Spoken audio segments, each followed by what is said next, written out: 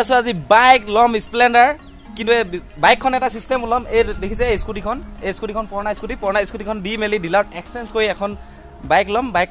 যিখন বাইক এখন এক্সচেঞ্জ কেনে কৰে তাত এক্সচেঞ্জ কৰি মানে তাত কি কৰে এক্সচেঞ্জ কৰি ডিলাৰ এই স্কুটিখন কি কৰিব সকলোখিনি ডিলাৰ মালিকক সুধিম তো আমি গৈ আছো dealer Tinsukia hero dealer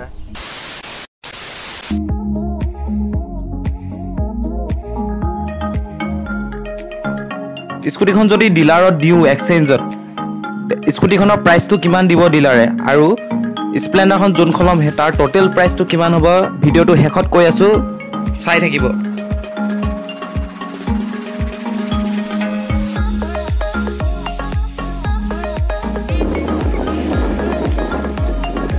Tinsukia ট্ৰাফিকো পুৰা জাম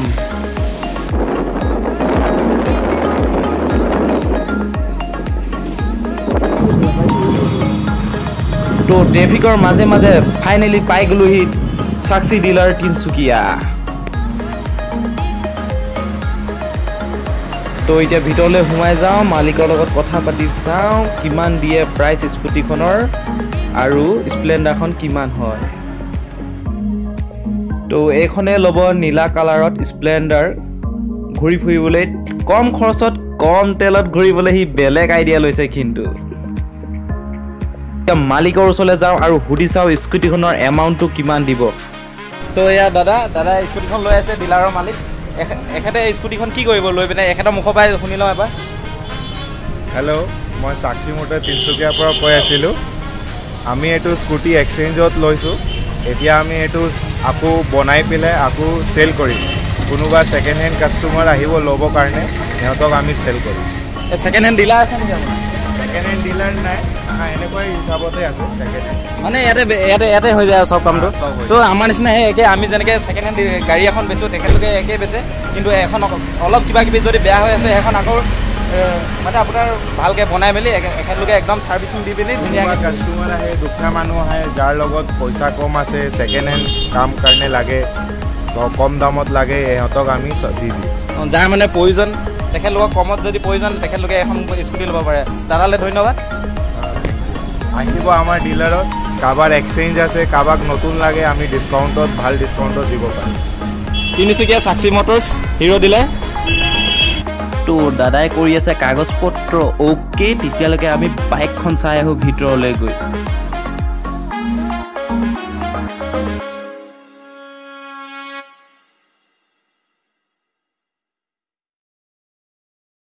এখন স্প্লেন্ডাৰ লৈ আছে লগতে নীলা কালাৰত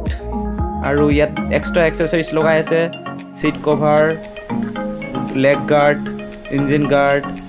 তাৰপিছত আপোনাৰ বিভিন্ন কেইটামান লগাই আছে তাৰপিছত আমি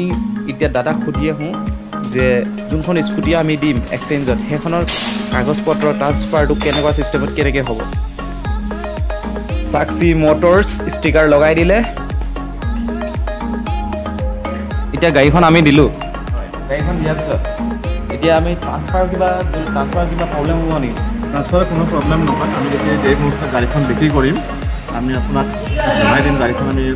বেলেগ পাৰ্টি বিক্ৰী কৰিছোঁ তো ট্ৰান্সফাৰ আমাৰ ফালৰ পৰা আমি ট্ৰান্সফাৰ কৰি দিম ট্ৰান্সফাৰ কৰি দিয়াৰ পিছত আমি আপোনাক এটা ন অবজেকশ্যন চাৰ্টিফিকেট দিছোঁ আমি গাড়ীখন অলৰেডি বিক্ৰী কৰি দিলোঁ ঠিক আছে কোনো অসুবিধা নহয় ট্ৰান্সফাৰ মানে কোনো অসুবিধা নাই আৰু ডিলাৰত আপোনাৰ বহুতে কয় যে এই প্ৰাইচটো কম দিয়ে কিন্তু প্ৰাইচৰ ওপৰত কথা নহয় প্ৰাইচ আমি এটা ভালে পাওঁ আৰু ট্ৰান্সফাৰৰ ওপৰৰ পৰা কোনো কাগজ পত্ৰ একো প্ৰব্লেম নাই চব এখেতলোকে লৈছে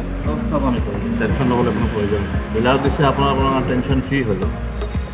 ডিলাৰ দিয়াৰ লগে লগে মানে আপোনাৰ ট্ৰান্সফাৰ মানে কাগজ পত্ৰ কোনো প্ৰব্লেম নাই আমি একো ট্ৰান্সফাৰৰ ঝঞ্ঝতে লোৱা নাই খালি প্ৰাইচটো লৈছোঁ এক্সচেঞ্জটো কৰিছোঁ আৰু নতুন বাইক এটা লৈছোঁ কথা ইমানেই তো বাইক হৈ গ'ল ৰেডি চেডি গো যিহেতু বাইক লৈছে পাৰ্টিটো মেইন এয়া খাচী মাংসৰ ভাত পাৰ্টিটো কৰি ল'ব লাগিব মেইন পাৰ্টি তো বাইকখন কিমান পৰিলে আৰু স্কুটিখন কিমান দিলে স্কুটিখন মোটামুটি 25 দিলে আৰু 25ৰ ওচৰ আছে আৰু বাইকখন টোটেল চব আপোনাৰ মিলাই এক্সেসৰিজ যেনেকৈ গাৰ্ডডাল তলৰ সেইখন এইটো হেলমেট আদি দি পেলি 2000 টকাও লৈছে এক্সেসৰিজ তাৰপিছত আপোনাৰ ৰেজিষ্ট্ৰেশ্যন আছে ইঞ্চুৰেঞ্চ চব মিলাই 96,500 কিবা এটা পৰিছে আৰু